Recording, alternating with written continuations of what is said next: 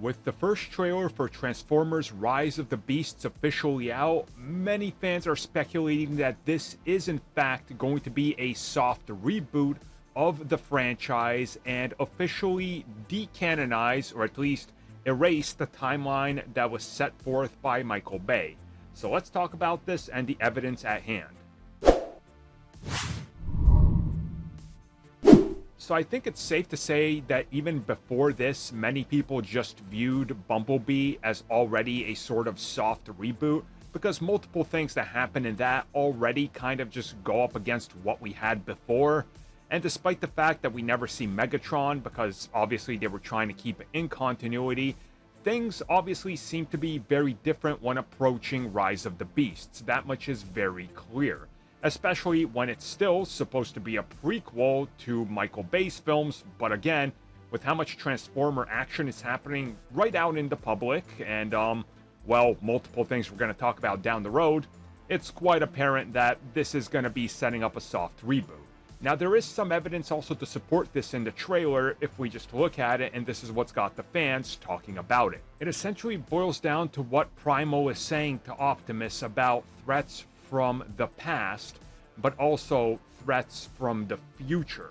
Obviously, in this trailer, we see the Autobots and the Maximals working together in what is, modern day to this film. So the battles we see are obviously not set far in the past. They are modern day for when this film is set. You see Transformers like Cheetor, you see Mirage and such. So again, this is very much in the trailer. It's nothing new, no new grounds being broken here. Now, we know that the villains of the films are the Terracons, and we get brief glimpses of them in this, but again, we don't exactly know what's going on with them.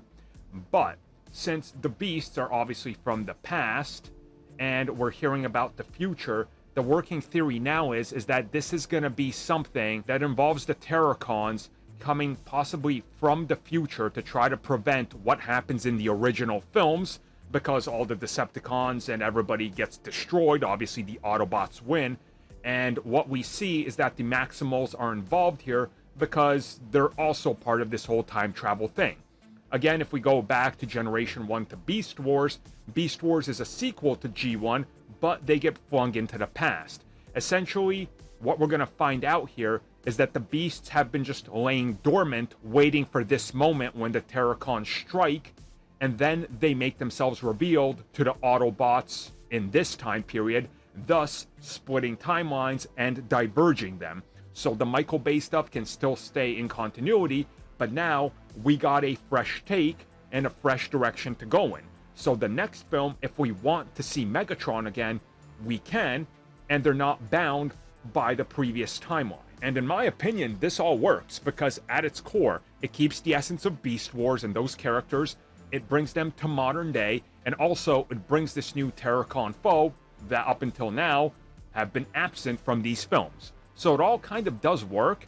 And then if you really think about it, this could also be a way to tie in why there's some continuity issues with films down the road, especially the further we get into them and start questioning how exactly this can happen if it was never brought up before.